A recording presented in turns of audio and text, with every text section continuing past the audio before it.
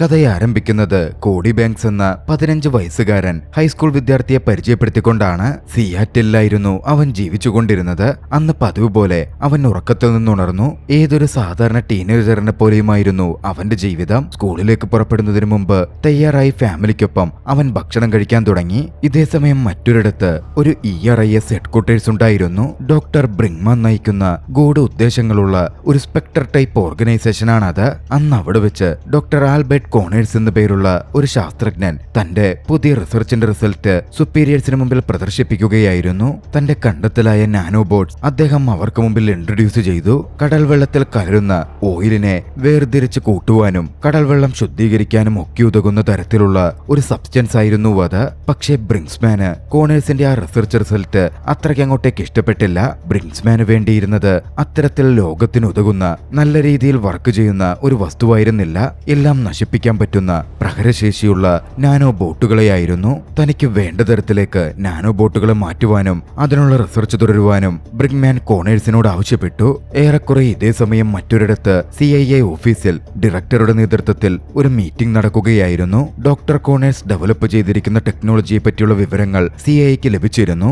അതിനെപ്പറ്റിയായിരുന്നു അവിടെ discussion നടന്നുകൊണ്ടിരുന്നത്. Corners develop ചെയ്തിരിക്കുന്ന നാനോബോട്ട് technology നന്മയ്ക്ക് വേണ്ടിയും അതേപോലെ തിന്മയ്ക്ക് വേണ്ടിയും പ്രയോജനപ്പെടുത്താൻ പറ്റും. അവരുടെ കമ്പനി ഇത് എത്തരത്തിലാണ് പ്രയോജനപ്പെടുത്താൻ പോകുന്നത്, നിലവിൽ അവിടെ നടക്കുന്ന റിസർച്ച് എന്താണ് എന്നൊക്കെ CIA ഡയറക്ടർക്ക് അറിയണമായിരുന്നു. പക്ഷേ അങ്ങോട്ടേക്ക് കടന്നു ചെല്ലലോ നേരിട്ടതിൽ ഇടപെടലോ സാധ്യമല്ല. പക്ഷേ ഒരു മുൻജാഗ്രത എന്ന തരത്തിൽ അതിനെപ്പറ്റി അന്വേഷിക്കാതിരിക്കാനും സാധിക്കില്ല. കോണേഴ്സ് ഒരു രഹസ്യ സ്വഭാവം സൂക്ഷിക്കുന്ന സയന്റിസ്റ്റ് ആയതുകൊണ്ട് കോണേഴ്സിന്റെ റിസർച്ച് വിവരങ്ങളിലേക്ക് കൂടുതൽ ആഴത്തിൽ കടന്നു ചെല്ലാൻ CIAക്ക് സാധിച്ചിട്ടുമില്ല. കോണേഴ്സിലേക്ക് എത്തിപ്പെടാനുള്ള ഒരേ ഒരു വഴി കോണേഴ്സിന്റെ മകൾ നെതാലിയാണ്. നെതാലി വഴി കോണേഴ്സിലേക്ക് എത്തിച്ചേരണമെങ്കിൽ അതിനുതകുന്ന നെതാലിയുടെ പ്രായത്തിലുള്ള ഒരു ജൂനിയർ ഏജന്റ് വേണം. അങ്ങനായിരുന്നു ജൂനിയർ ഏജന്റിന്റെ ലിസ്റ്റ് പരിശോധിച്ചത്. കോഡി ബാങ്ക്സിന്റെ പേര് തെളിഞ്ഞു വരുന്നതും അങ്ങനാണ്. ജൂനിയർ ഫീൽഡ് OPS പൊസിഷനിലേക്ക് CIAയിലേക്ക് മുമ്പവൻ അപേക്ഷിച്ചിട്ടുള്ളതാണ്. കഴിഞ്ഞ സമ്മർ ക്യാമ്പിൽ പങ്കെടുത്ത് ട്രെയിനിങ്ങും കംപ്ലീറ്റ് ചെയ്തിട്ടുണ്ട്. നിലവിൽ അവന്റെ ഹാൻഡ്ലർ ആയിട്ടുള്ളത് ഏജന്റ് റോണിക്ക മൈൽസ് ആണ്. കോഡി അതിന് പറ്റിയ ആളായിരിക്കും എന്ന തരത്തിൽ ഡയറക്ടർ അവതരിപ്പിച്ചു. നെതാലിയിലൂടെ കോണേഴ്സിലേക്ക് എത്തിച്ചേർന്ന് വിവരങ്ങൾ ചോർത്താൻ കോഡി ബാങ്ക്സിനെ നിയമിക്കാനും ഡയറക്ടർ ഉത്തരവിട്ടു. അടുത്ത ദിവസം സ്കൂളിൽ PE ക്ലാസ് ഒക്കെ കഴിഞ്ഞ് ലോക്കർ റൂമിലേക്ക് കോഡി കൂട്ടുകാരോടൊപ്പം എത്തുകയായിരുന്നു. അവരെല്ലാവരും റൂമിലായിരിക്കെ ലോക്കർ റൂമിന്റെ ഡോർ തുറന്ന് അങ്ങോട്ടേക്ക് ഏറെ സുന്ദരിയായ സ്മാർട്ടായ ഒരു ലേഡി കയറി വന്നു. കുട്ടികളൊക്കെ ഞെട്ടലോടെ അവരെ നോക്കി നിൽക്കുന്നുണ്ടായിരുന്നു. അതായിരുന്നു റോണിക്ക മൈൽസ്, കോഡിയുടെ ഹാൻഡ്ലർ. CIA ഏജന്റ് ആണ്. കോഡിയെ പിക്ക് ചെയ്ത് CIA ഓഫീസിലേക്ക് കൊണ്ടുപോവാനായിരുന്നു റോണിക്ക എത്തിച്ചേർന്നിരുന്നത്. കോഡി തന്നെ റോണിക്കയെ കണ്ണെടുക്കാതെ നോക്കി നിന്നു. മറ്റു ചില കുട്ടികളാകട്ടെ റോണിക്കയെ ചെറുതായി ഒന്ന് ടീസ് ചെയ്യുകയും ചെയ്തു. പക്ഷേ റോണിക്ക വെറുതെ വിടുമോ? ചെറിയ തോതിൽ ആ കുട്ടികളെ റോണിക്ക ഒരു പാഠം തന്നെ പഠിപ്പിക്കുന്നുണ്ട്. പിന്നാലെ റോണിക്കൊപ്പം കോഡി CIA ഓഫീസിലെത്തി ഡയറക്ടറെ മീറ്റ് ചെയ്തു. ഡയറക്ടർ കോഡിക്ക് വേണ്ട നിർദ്ദേശങ്ങൾ കൊടുത്തു. നെതാലിയുടെ ഫോട്ടോ കാണിച്ച് കോഡിയുടെ ടാസ്ക് എന്താണ് എന്ന കാര്യം വിശദീകരിച്ചു. ആ മിഷൻ നടത്തുവാൻ വേണ്ടി കോഡിയെ നെതാലി പഠിക്കുന്ന സ്കൂളിലേക്ക് CIA ട്രാൻസ്ഫർ ചെയ്യും. കോഡിക്ക് $5,000 അലവൻസായി CIA കൊടുക്കും. മാത്രമല്ല CIAയുടെ പക്കലുള്ള ആധുനിക ഉപകരണങ്ങളും കോഡിക്ക് കൈമാറ്റം ചെയ്യപ്പെടും. എക്സ്റേ ഗ്ലാസും GPS-ഉം ഇലക്ട്രിസിറ്റി പുറത്തുവിടാൻ പറ്റുന്ന വാച്ചും ഒരു ടർബോ പവേഡ് സ്കേറ്റ് ബോർഡും അടക്കം ആ ലിസ്റ്റിൽ ഉണ്ടായിരുന്നു. അധികം വൈകാതെ കോഡി നെതാലിയുടെ സ്കൂളിലേക്ക് ട്രാൻസ്ഫർ ചെയ്യപ്പെട്ടെത്തുകയാണ്. റോണിക്കയായിരുന്നു കോഡിയെ ലീഡ് ചെയ്ത് സ്കൂളിലേക്ക് എത്തിച്ചത്. സ്കൂളിലേക്ക് പോകുന്നതിന് മുമ്പ് റോണിക്ക കോഡിയോട് പറഞ്ഞു, അടുത്ത മാസം നെതാലിയുടെ ബർത്ത്ഡേ ഉണ്ട്, വീട്ടിൽ വെച്ചായിരിക്കും പാർട്ടി നടക്കുന്നത്. അവിടെയാണ് നെതാലിയുടെ അച്ഛന്റെ റിസർച്ച് സെന്ററും ഉള്ളത്. അതുകൊണ്ട് എങ്ങനെയെങ്കിലും നെതാലിയുമായി അടുപ്പം സ്ഥാപിച്ച് കോഡി ബർത്ത്ഡേ ഇൻവിറ്റേഷൻ നേടിയെടുക്കണം. ഓക്കെ പറഞ്ഞ് കോഡി നേരെ ക്ലാസ്സിലേക്ക് ചെന്നു. ക്ലാസ്സിലേക്ക് പോകുന്ന വഴിക്ക് അവൻ നെതാലിയെ കണ്ടു. ഏറെ സുന്ദരിയായ നെതാലിയെ കണ്ടതും അവളുടെ സൗന്ദര്യത്തിൽ കോഡി മയങ്ങിപ്പോയിരുന്നു. കോഡി നെതാലിക്ക് അടുത്തേക്ക് നടന്നു ചെല്ലാൻ ശ്രമിച്ചു. പക്ഷേ ക്ലാസ്സിലെ ബുള്ളീസായ പ്രശ്നക്കാരായ കുട്ടികൾ അവനെ തടയുകയാണ്. കോഡി ധരിച്ചിരുന്ന വാച്ച് ബുള്ളികളിൽ ഒരാൾക്ക് ഒരുപാടങ്ങ് ഇഷ്ടപ്പെട്ടു. ബലം പ്രയോഗിച്ച് അവൻ ആ വാച്ച് മേടിച്ചെടുത്തു. പിന്നാലെ അതിലെ ബട്ടണിൽ അവൻ തന്നെ അമർത്തുകയാണ്. അതോടെ ഷോക്കേറ്റവൻ താഴെ വീണു. ആ സംഭവങ്ങൾക്ക് ശേഷം കോഡിക്ക് നെതാലിയെ മീറ്റ് ചെയ്യാനും സംസാരിക്കാനും കണ്ടുപിടിക്കാനും കഴിഞ്ഞു. നതാലിയുമായി പരിചയം സ്ഥാപിക്കാൻ കോടി ഒരു ശ്രമം നടത്തി. പക്ഷേ പെണ്ണുങ്ങളുമായി സംസാരിക്കാൻ കോടി അത്ര ഓക്കെ ആയിരുന്നില്ല. കോടിയുടെ വർത്താനവും പരിഭ്രമവും ഒക്കെ കണ്ട് കോടി ചെറിയ വട്ടനാണ് എന്ന മട്ടിലായിരുന്നു നതാലി ചിന്തിച്ചത്. അന്ന് ഉച്ചതിരിന് ഡ്രൈവിംഗ് ക്ലാസ് അറ്റൻഡ് ചെയ്യാൻ നതാലി നിൽക്കുകയാണ്. ആ സമയം അങ്ങോട്ടേക്ക് കോടിയും കടന്നു വന്നു. CIA ഏജന്റുമാർ നതാലിക്കൊപ്പം തന്നെ മുഴുവൻ സമയവും ചിലവഴിക്കാൻ പറ്റുന്ന തരത്തിലേക്ക് കോടിയുടെ ക്ലാസുകളും മറ്റും മാനേജ് ചെയ്തിരുന്നു. അങ്ങനെ നതാലിയുടെ ഡ്രൈവിംഗ് ക്ലാസ് നടക്കുകയാണ്. നതാലി ഡ്രൈവിംഗിൽ വളരെ മോശമായിരുന്നു. ഇൻസ്ട്രക്ടറുടെ അടുത്ത് നിന്ന് വലിയ തോതിൽ ശകാരവും നതാലിക്ക് കേൾക്കുന്നുണ്ട്. ഡ്രൈവിംഗ് ടെസ്റ്റിൽ നതാലി പരാജയപ്പെട്ടു. അടുത്തത് കോടിയുടെ ഊഴമായിരുന്നു. കോടി മികച്ച രീതിയിൽ തന്റെ ഡ്രൈവിംഗ് സ്കില്ലുകൾ പ്രദർശിപ്പിക്കുകയാണ്. നതാലി അടക്കം അതിൽ ആകർഷണീയയാകുന്നുണ്ടായിരുന്നു.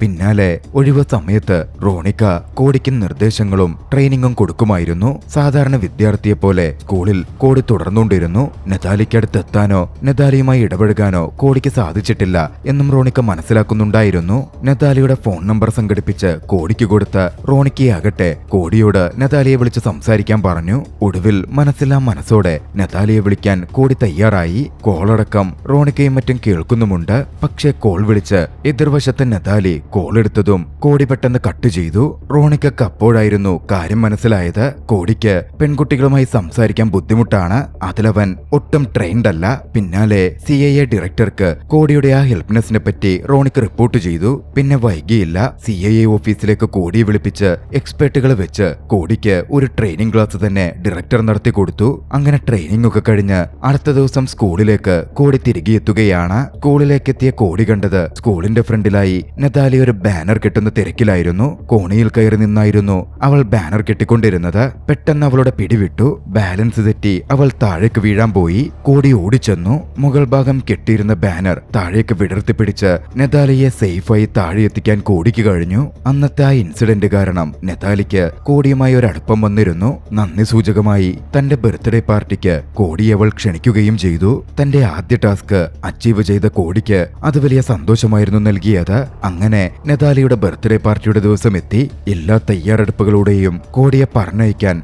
റോണിക്ക കാര്യങ്ങൾ സെറ്റ് ചെയ്തു. പോകുന്നതിന് മുമ്പ് കോടിയോട് അവൾ പ്രത്യേകം പറഞ്ഞു, പ്രത്യേകം നിന്റെ ഐഡന്റിറ്റി വെളിപ്പെടാതെ ശ്രദ്ധിക്കണം. പിന്നാലെ ഡോക്ടർ കോണറിന്റെ വീടിന്റെ ഹൗസ് പ്ലാൻ അടക്കം കോടിക്ക് റോണിക്ക് വിശദീകരിച്ചു കൊടുക്കുന്നുണ്ട്. റോണിക്ക ഇൻസ്ട്രക്ഷൻസ് ഒക്കെ കൊടുത്തു കഴിഞ്ഞതും സ്പോർട്സ് കാറിൽ നതാലിയുടെ വീട്ടിലേക്ക് കോടി പുറപ്പെട്ടു. അങ്ങനെ ലക്ഷ്യസ്ഥാനത്തേക്ക് കോടിയെത്തി. നതാലി വന്ന് അവനെ സ്വാഗതം ചെയ്തിരുന്നു. ട്രെയിനിങ്ങിനൊക്കെ ശേഷം നതാലിയോട് സംസാരിക്കാൻ കോടിക്കൊരു ബുദ്ധിമുട്ടുമുണ്ടായിരുന്നില്ല. മികച്ച രീതിയിൽ അവൻ അവളോട് ഇടപഴകി. അവൾക്ക് ഗിഫ്റ്റായി കൊണ്ടുവന്ന നെക്ലസ് അവളുടെ കഴുത്തിലും കോടി അണിയിച്ചു കൊടുത്തു. പക്ഷെ ആ നെക്ലസിൽ ഒരു സീക്രട്ട് ഉണ്ടായിരുന്നു. GPS ഇൻസ്റ്റാൾ ചെയ്തിട്ടുള്ള ഒരു നെക്ലസ് ആയിരുന്നു അത്. പിന്നാലെ അവിടെ മുഴുവൻ ചുറ്റി നടന്ന് ആ വീടും പരിസരവും കോടി നിരീക്ഷിക്കാൻ തുടങ്ങി. ഒരു ബീച്ച് സൈഡിലായിട്ടായിരുന്നു ആ വീടുണ്ടായിരുന്നത്. മുകളിൽ നിന്ന് നിരീക്ഷിക്കുമ്പോൾ കോടി ആ കാഴ്ച കണ്ടു. ഡോക്ടർ കോണേഴ്സും ഡോക്ടർ ബ്രിഗ്മാനും ബ്രിഗ്മാന്റെ വലങ്കയ്യായ ഫ്രാങ്കോയിസും നിന്ന് സംസാരിക്കുന്നതായിരുന്നു അത്. അവരൊന്നിച്ച് അവിടെ അടുത്തുള്ള ഒരു മുറിയിലേക്ക് കയറുന്നുണ്ടായിരുന്നു. കോടി പിന്നാലെ കാറിലേക്കെത്തി ആവശ്യമുള്ള ഉപകരണങ്ങൾ എടുത്തു. പിന്നാലെ അവർ കയറിയ ആ റൂമിനകത്തേക്ക് രഹസ്യമായി ലേസർ ബീം ഉപയോഗിച്ച് പുറംഭാഗം കട്ട് ചെയ്ത് കോടി കടന്നു കയറി. അവർ കടന്നു കയറിയ ആ റൂം ഒരു ലബോറട്ടറി ആയിരുന്നു. ലബോറട്ടറി റൂഫിലെ എയർ വെന്റിലേക്കായിരുന്നു കോടി ഇറങ്ങിച്ചെന്നത്. പക്ഷേ അതിനുള്ളിൽ സെൻസേഴ്സ് സ്ഥാപിച്ചിട്ടുണ്ട്, അലാമുണ്ട് എന്ന് കോടി ഊഹിച്ചിരുന്നു. അലാമിലൊന്നും തൊടാതെ തന്റെ സ്കേറ്റ് ബോർഡ് സ്ഥാപിച്ച് മുകളിലൂടെ ഒഴുകു നീങ്ങി അപകടമില്ലാതെ ലക്ഷ്യസ്ഥാനത്തേക്ക് എത്തുവാൻ കോടിക്ക് കഴിഞ്ഞു. പിന്നാലെ തന്റെ കയ്യിലുള്ള സ്പെഷ്യൽ ക്യാമറ ഉപയോഗിച്ച് താഴെ നടക്കുന്ന കാര്യങ്ങൾ കോടി റെക്കോർഡ് ചെയ്ത് കാണാൻ തുടങ്ങി. താഴെ ഡോക്ടർ കോണേഴ്സും ബ്രിഗ്മാനും ഫ്രാങ്കോയിസും കൂടി കോണേഴ്സ് ഡെവലപ്പ് ചെയ്ത നാനോ ബോട്ടിന്റെ പവർ പരിശോധിക്കുകയായിരുന്നു. കോണേഴ്സ് ഡെവലപ്പ് ചെയ്ത ലിക്വിഡ് നാനോ ബോട്ടുകൾക്ക് ഏതൊരു വസ്തുവിനെയും ഉരുക്കി ഇല്ലാതാക്കി കളയാൻ പറ്റുന്ന അത്രയും പവർ ഉണ്ടായിരുന്നു. കോണേഴ്സിന്റെ ആ കണ്ടുപിടുത്തം കണ്ട് ബ്രിഗ്മാൻ എക്സൈറ്റഡ് ആയി. കോണേഴ്സിനെ കൺഗ്രാറ്റുലേറ്റ് ചെയ്തു. ഈ നാനോ ബോട്ട് കൊണ്ട് ലോകത്തിലെ മുഴുവൻ പവറുകളും തന്റെ കീഴിൽ വരുമെന്നും അടക്കി ഭരിക്കാൻ പറ്റുമെന്നും ബ്രിഗ്മാൻ സൂചിപ്പിക്കുന്നുണ്ടായിരുന്നു. കോണേഴ്സ് ചിരിക്കുകയായിരുന്നു ചെയ്തത്. പക്ഷെ ബ്രിഗ്മാൻ സീരിയസ് ആയിരുന്നു. പിന്നാലെ ബ്രിഗ്മാൻ കോണേഴ്സിനെ ഭീഷണിപ്പെടുത്തി. ഈ നാനോ ബോട്ട്സ് ഉണ്ടാക്കുന്ന ബാക്കി കാര്യങ്ങൾ കോണേഴ്സ് പെട്ടെന്ന് ഫൈൻഡ് ഔട്ട് ചെയ്ത് റിപ്പോർട്ട് തയ്യാറാക്കണമെന്നും ഇല്ലെങ്കിൽ കോണേഴ്സിന്റെ മകളെ തങ്ങൾ വകവരുത്തും എന്നുമായിരുന്നു ബ്രിഗ്മാൻ ഭീഷണി മുഴക്കിയത്. പിന്നാലെ അവർ ലബോറട്ടറി വിട്ട് പുറത്തിറങ്ങി. ഈ സമയം മുകളിൽ ഒളിച്ചിരിക്കുകയായിരുന്ന കോടി തന്റെ ആക്ഷൻ ആരംഭിച്ചു. തന്റെ കയ്യിലുള്ള ഡിവൈസുകൾ ഉപയോഗിച്ച് ലബോറട്ടറിക്കകത്തേക്ക് കോടി തൂങ്ങി വന്നു. താഴെ മുഴുവൻ സെൻസേഴ്സ് ആണ്. താഴെ തൊട്ടാൽ അപ്പോൾ അലാറം മുഴങ്ങും. വിദഗ്ധമായി ഒട്ടുന്ന ഷൂ വെച്ച് മുമ്പോട്ട് നടന്ന കോടി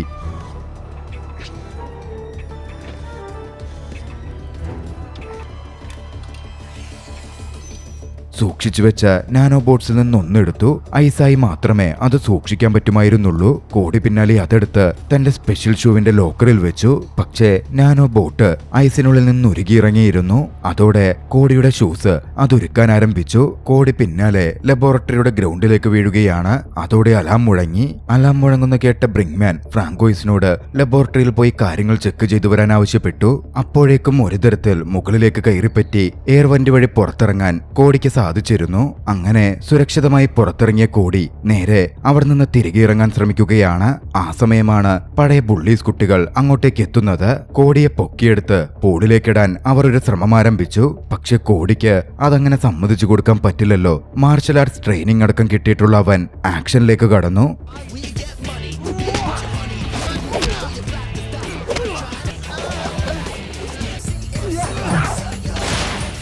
തന്നെ പിടികൂടിയ ബുള്ളീസ് പയ്യന്മാരെ കണക്കിന് കൈകാര്യം ചെയ്തു. വളരെ എളുപ്പത്തിൽ തന്നെ തന്നെ എതിരിടാൻ വന്ന ബുള്ളി പയ്യന്മാരെ കൈകാര്യം ചെയ്യാൻ കോടിക്ക് സാധിച്ചിരുന്നു. പക്ഷെ കോടിയുടെ ആക്ഷനും അവിടെ നടത്തിയ പ്രവൃത്തിയും ഏവരുടെയും ശ്രദ്ധ പിടിച്ചു പറ്റി. വലിയ തോതിൽ CIA ഏജന്റുമാരും മറ്റും കോടിയെ അതിനെ വിമർശിച്ചു. CIA ഏജന്റ് എന്ന തരത്തിൽ കോടിയെ തൽക്കാലം സർവീസിൽ നിന്നവർ മാറ്റി നിർത്തി. പത്രത്തിലടക്കം അടുത്ത ദിവസം വാർത്ത വന്നിരുന്നു. കോടിയുടെ ഐഡന്റിറ്റി ഒരു പരിധിവരെ പുറത്താവേണ്ടതുമായിരുന്നു. റോണിക്ക കോടിയോട് തൽക്കാലം ഈ കേസിൽ നിന്ന് മാറി നിൽക്കാനും നതാലിയുമായി ഇനി കോണ്ടാക്ട് ചെയ്യാൻ ശ്രമിക്കണ്ട എന്നും പ്രത്യേകം പറഞ്ഞു. കോടി ആകെ ഡിസപ്പോയിന്റഡ് ആയി പോയിരുന്നു. അടുത്ത ദിവസം കോടി വീട്ടിലായിരിക്കെ കോളിംഗ് ബെൽ മുഴങ്ങി. കോടി ചെന്ന് നോക്കിയപ്പോൾ കണ്ടത് വീട്ടിലേക്ക് എത്തിയ നതാലിയെയായിരുന്നു. കോടിയെ ഇഷ്ടപ്പെട്ടിരുന്ന നതാലി ലഞ്ചിന് കോടിയെ ക്ഷണിക്കാൻ വന്നതായിരുന്നു. അവർ അടുത്തുള്ള ഒരു റെസ്റ്റോറന്റിൽ പോയി അവിടെ വെച്ച് അടുപ്പത്തിൽ സംസാരിച്ചിരിക്കാൻ തുടങ്ങി. ഒടുവിൽ നതാലിക്കടുത്ത് കോടി കാര്യങ്ങളൊക്കെ വിശദീകരിച്ച് പറയാനായി തുടങ്ങുകയായിരുന്നു. എന്തിനാണ് താൻ നതാലിയെ പിന്തുടർന്നതെന്നും ബർത്ത്ഡേ പാർട്ടിക്കടക്കം വീട്ടിലേക്ക് എത്തിയതെന്നുമുള്ള കാര്യങ്ങൾ. പക്ഷെ അപ്പോഴേക്കും ഫ്രാങ്കോയിസും ആളുകളും അങ്ങോട്ടേക്ക് എത്തിയിരുന്നു. കോർണറിനെ പേടിപ്പിച്ച്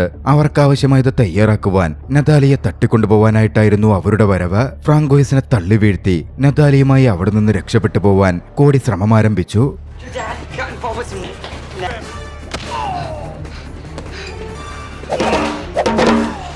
എന്നിരുന്നാലും നതാലിയെ ഫ്രാങ്കോയിസ് ബലം പ്രയോഗിച്ച് പിടിച്ചുകൊണ്ടുപോവുകയാണ്. കോടിക്കത് തടയാനും സാധിച്ചില്ല. അന്ന് രാത്രി വൈകിയായിരുന്നു കോടി വീട്ടിലേക്ക് എത്തിയത്. കോടി ഒരു രഹസ്യ CIA ഏജന്റാണെന്നൊന്നും കോടിയുടെ പാരന്റ്സിന് അറിവില്ല. വീട്ടിൽ വൈകി വന്നതിന്റെ പേരിൽ കോടിയെ പാരന്റ്സ് കണക്കിന് ശകാരിച്ചു. മുറിയിലേക്ക് അവർ അവനെ പറഞ്ഞുവിടുകയും അടുത്ത കുറച്ചു ദിവസത്തേക്ക് അതിനുള്ള ശിക്ഷയായി അവന് പുറത്തെവിടെയും പോവാൻ അനുവാദമില്ല എന്ന് പറയുകയും ചെയ്തു. മുറിയിലേക്കെത്തിയ കോടി കണ്ടത് തന്റെ അനിയൻ CIA ഏജൻസിയിൽ നിന്ന് തനിക്ക് തന്ന പ്രത്യേകമുള്ള ഒരു ഉപകരണത്തിൽ കളിച്ചുകൊണ്ടിരിക്കുന്നതായിരുന്നു. കോടി അതിൽ നിന്നൊരു ടൂൾ എടുത്തു. ആ ടൂൾ പരിശോധിച്ചപ്പോ GPS സിഗ്നൽ മുഖേന നതാലി ഇപ്പോൾ എവിടാണുള്ളത് എന്ന വിവരം അവന് ലഭിച്ചു. ബർത്ത്ഡേ ഗിഫ്റ്റായി അവൻ കൊടുത്ത നതാലിയുടെ നെക്ലസിൽ GPS ഉണ്ടായിരുന്നല്ലോ. അതായിരുന്നു അവൻ ട്രാക്ക് ചെയ്യുന്നത്. ഹോളോഗ്രാം സൃഷ്ടിച്ച് കൃത്യമായ ഇടം അവൻ മനസ്സിലാക്കി. ERIS ഹെഡ്ക്വാർട്ടേഴ്സിലായിരുന്നു അവൾ ഉണ്ടായിരുന്നത്. നതാലിയെ രക്ഷപ്പെടുത്താൻ പോകണം എന്നവൻ ഉണ്ടായിരുന്നു. പക്ഷേ അനിയൻ കോടിയെ വാൺ ചെയ്തു. വീട് വിട്ട് പുറത്തുപോയാൽ അച്ഛനും അമ്മയ്ക്കും അടുത്ത് താൻ അക്കാര്യം പറയുമെന്ന് പറഞ്ഞായിരുന്നു അത്. നിലവിൽ കോടി പണിഷ്മെന്റിലാണല്ലോ. എന്ത് ചെയ്യുമെന്നറിയാതെ ഒരു നിമിഷം കോടി കുഴങ്ങി. പിന്നാലെ അവൻ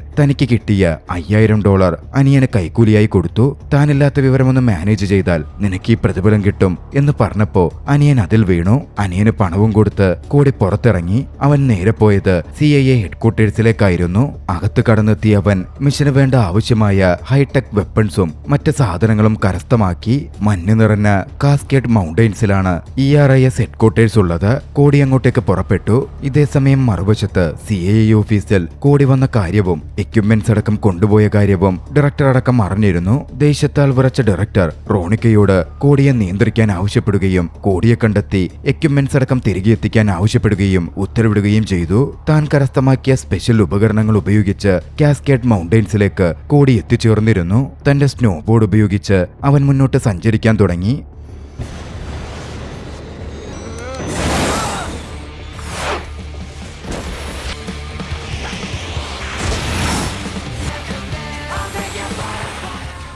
പക്ഷേ അവന്റെ ചാട്ടവും ഫ്രീ സ്റ്റൈൽ പ്രവൃത്തികളും അവനെ ഒരു മരത്തിൽ കൊണ്ടുചെന്ന് കുരുക്കുകയാണ്. അനങ്ങാൻ പോലും കോടിക്ക് പറ്റുന്നുണ്ടായിരുന്നില്ല. അധികം വൈകാതെ അങ്ങോട്ടേക്ക് റോണിക്ക ഒരു സോളോ ട്രക്ക് XFV ഓടിച്ച് വന്നെത്തി. തന്നെ എളുപ്പത്തിൽ റോണിക്ക അങ്ങനെ കണ്ടെത്തിയത് കോടിക്ക് അതിശയം തോന്നിയിരുന്നു. പക്ഷേ റോണിക്ക പറഞ്ഞു കോടി ഉപയോഗിക്കുന്ന ഉപകരണങ്ങളിലൊക്കെ GPS ഉണ്ട്, അവനെ കണ്ടെത്തൽ എളുപ്പമായിരുന്നു. റോണിക്ക കോടിയെ രക്ഷപ്പെടുത്തി. കോടി റോണിക്കയോട് കാര്യങ്ങൾ പറഞ്ഞു. നതാലി അപകടത്തിലാണെന്നും അവളെ രക്ഷപ്പെടുത്താൻ തന്നെ സഹായിക്കണം എന്നും ആവശ്യപ്പെട്ടു. ആദ്യം റോണിക്ക അല്പം അടിക്കുന്നുണ്ടെങ്കിലും കോടി കുറെ പറഞ്ഞപ്പോ റോണിക്ക അതിന് ഓക്കെ പറഞ്ഞു. കോടിയും റോണിക്കയും കൂടി അങ്ങനെ ERIS ഹെഡ്ക്വാർട്ടേഴ്സിലേക്ക് പുറപ്പെടുകയാണ്. ERIS ഹെഡ്ക്വാർട്ടേഴ്സിന്റെ അകത്തെത്തിയതും അവർ രണ്ടു വഴിക്കായി പിരിഞ്ഞു. കോടി ഏതോ ഒരു റൂമിൽ അടച്ചുവെച്ചിരിക്കുന്ന നതാലിയെ തിരയാൻ തുടങ്ങി. ഇതേസമയം റോണിക്കയാകട്ടെ ആ ബേസിനകത്ത് പലയിടത്തായി ആധുനിക വിദ്യയിൽ സജ്ജീകരിച്ചെടുത്ത ചെറിയ ബോംബുകൾ പിടിപ്പിക്കുകയായിരുന്നു. പക്ഷേ ഫ്രാങ്കോയിസും മറ്റും CCTV ക്യാമറയിലൂടെ അവർ കടന്നു കയറിയത് കണ്ടു. അവരിരുവരും ഫ്രാങ്കോയിസിന്റെയും ആളുകളുടെയും പിടിയിലായി. പക്ഷേ പിടിച്ചു കൊണ്ടുപോകുന്ന സമയത്ത് അവരേവരെയും തന്റെ വാച്ചിൽ നിന്നും ഇലക്ട്രിസിറ്റി പായിച്ച് താഴെ വീഴ്ത്താനും മറ്റും കോടിക്ക് കഴിഞ്ഞു. റോണിക്ക സ്ഥാപിച്ച ആ സ്ഫോടക വസ്തുക്കളുടെ റിമോട്ട് കോടിയുടെ കയ്യിലേക്ക് ഇട്ടുകൊടുത്തു. അത് കോടിയുടെ കയ്യിലും കിട്ടി. ഫ്രാങ്കോയിസിന്റെ ആളുകൾ റോണിക്കയെ പിടിച്ചുകൊണ്ടുപോയി. പ്രശ്നബാധിതമായ ആ സമയത്ത് നതാലിയെ ബ്രിങ്മാന്റെ മുമ്പിലേക്ക് എത്തിക്കപ്പെട്ടിരുന്നു. നതാലിയുടെ അച്ഛൻ കോണേഴ്സ് ജോലി വേഗം പൂർത്തീകരിക്കാൻ വിസമ്മതിച്ചു നിൽക്കുകയായിരുന്നു. ബ്രിങ്മാൻ നതാലിയുടെ തലയിലേക്ക് നാനോ ബോട്ടുകൾ ഷൂട്ട് ചെയ്യും എന്ന് പറഞ്ഞ് ഭീഷണിപ്പെടുത്തി വേഗം ജോലി തീർക്കാൻ പറഞ്ഞു. ബ്രിങ്മാന്റെ ആ പ്രവൃത്തി കണ്ടതും കോടി റിമോട്ടിലെ സ്വിച്ച് അമർത്തുകയാണ്. അതോടെ ചെറിയ ചെറിയ സ്ഫോടനങ്ങൾ ആരംഭിച്ചു. റോണിക്ക അതോടെ ആളുകളെ ഇടിച്ചിട്ട് രക്ഷപ്പെട്ടു. കൂട്ടത്തിൽ നതാലിയും. നതാലി ആ സമയം അവിടെ നിന്ന് കിട്ടിയ ഒരു നാനോ ബോട്ട് എടുത്ത് ബ്രിങ്മാന്റെ വായിലേക്ക് ഇട്ടുകൊടുത്തു. അതോടെ ബ്രിങ്മാൻ ഉരുകിയില്ലാതായിരുന്നു. പിന്നാലെ തന്റെ കയ്യിലുള്ള ഒരു സ്ഫോടക വസ്തു കോടി അവിടെ സ്ഥാപിച്ചു. ആ ബോംബ് പൊട്ടിയാൽ ERIS ഒന്നടങ്കം ഇല്ലാതാകും. ഫ്രാങ്കോയിസിനെ കീഴ്പ്പെടുത്തിയ അവർ വന്ന മെഷീനിൽ ബന്ധിപ്പിച്ച് CIA ഓഫീസിലേക്ക് അയച്ചു. എന്നിരുന്നാലും പ്രധാന പ്രശ്നം അവർ നേരിട്ടത് ഹെലികോപ്റ്ററിൽ അവർ മൂവരും രക്ഷപ്പെട്ടു പോവാൻ ശ്രമിക്കുമ്പോഴായിരുന്നു. അവർക്ക് മുമ്പിലുള്ള ഗേറ്റ് ഓപ്പൺ ആകുന്നില്ല. ബോംബാണെങ്കിൽ ഓൺ ആക്കപ്പെട്ടിരിക്കുകയാണ്. എപ്പോൾ വേണമെങ്കിലും സ്ഫോടനം നടക്കാം. കോടിക്ക് ആലോചിച്ചു നിൽക്കാൻ സമയമുണ്ടായിരുന്നില്ല. അകത്തേക്ക് ചാടിയവൻ നാനോ ബോട്ടെടുത്ത് ഡോറിന് നേരെ എറിഞ്ഞു. നാനോ ബോട്ട് വീണതും ആ മെറ്റൽ ഡോറുകൾ ഉരുകി താഴെ വീഴുകയാണ്. ബോംബിന്റെ കൗണ്ട് ഡൗൺ അവസാനത്തിലേക്ക് എത്തിയിരുന്നു. ബോംബ് പൊട്ടുന്നതിന് മുമ്പേ ഒരു തരത്തിൽ അവിടെ നിന്ന് രക്ഷപ്പെട്ട് പറക്കുവാൻ നതാലിക്കും കോടിക്കും റോണികയ്ക്കും സാധിച്ചു. പിന്നീട് കുറച്ച് ദിവസങ്ങൾക്ക് ശേഷം കോടി CIA ഓഫീസിലേക്ക് വിളിപ്പിക്കപ്പെട്ടു. ERIS ഉണ്ടാക്കിയ പ്രശ്നങ്ങൾ കോടിയുടെ സാമർത്ഥ്യം കൊണ്ടും മറ്റും നല്ല രീതിയിൽ പരിഹരിക്കപ്പെട്ടിരുന്നു. അതിന്റെ പേരിൽ ഡയറക്ടർ കോടിയെ അഭിനന്ദിച്ചു. വീണ്ടും കോടിയെ CIA ഭാഗമാക്കി മാറ്റി. അതിന് പ്രതിഫലമെന്നവണ്ണം കോടിയുടെ ഏതെങ്കിലും ആഗ്രഹം സാധിച്ചു തരാം എന്ന് ഡയറക്ടർ പറഞ്ഞു. കോടി ആവശ്യപ്പെട്ടത് തനിക്ക് പ്രത്യേകിച്ച് ഒന്നും വേണ്ട, നതാലിക്ക് ഒരു ഡ്രൈവിംഗ് ലൈസൻസ് വേണം, അത് ശരിയാക്കി തരാൻ പറ്റുമോ എന്ന് മാത്രമായിരുന്നു. കുറച്ച് നാളുകൾ കഴിഞ്ഞ് നതാലിക്ക് ഡ്രൈവിംഗ് ലൈസൻസ് കിട്ടി. നതാലിക്കൊപ്പം കൂടി ഒരു ഔട്ടിങ്ങിന് പോവുകയാണ്. നതാലി കാർ ഓടിക്കുമ്പോ അവൻ ഭയന്നിരിക്കുന്നുണ്ടായിരുന്നു. നതാലിയും കോടിയും ഒന്നിച്ച് ഒരു റിലേഷൻഷിപ്പ് ആരംഭിച്ചു. ആ ദൃശ്യങ്ങളോടെ ചലച്ചിത്രം അവസാനിക്കുകയാണ്. രസകരമായ ഈ ആക്ഷൻ കോമഡി ചലച്ചിത്രം നിങ്ങൾക്കിഷ്ടമായെങ്കിൽ വീഡിയോ ലൈക്ക് ചെയ്യുക. അഭിപ്രായങ്ങളും നിർദ്ദേശങ്ങളും കമന്റുകളിൽ രേഖപ്പെടുത്തുക. കഴിയുമെങ്കിൽ ചാനൽ സബ്സ്ക്രൈബ് ചെയ്തും കൂട്ടുകാർക്ക് ഷെയർ ചെയ്തു കൊടുത്തും ഞങ്ങളെ സപ്പോർട്ട് ചെയ്യുക. അടുത്ത എപ്പിസോഡിൽ മറ്റൊരു മികച്ച ചലച്ചിത്രവുമായി നമുക്ക് കണ്ടുമുട്ടാം. അതുവരെ ബൈ.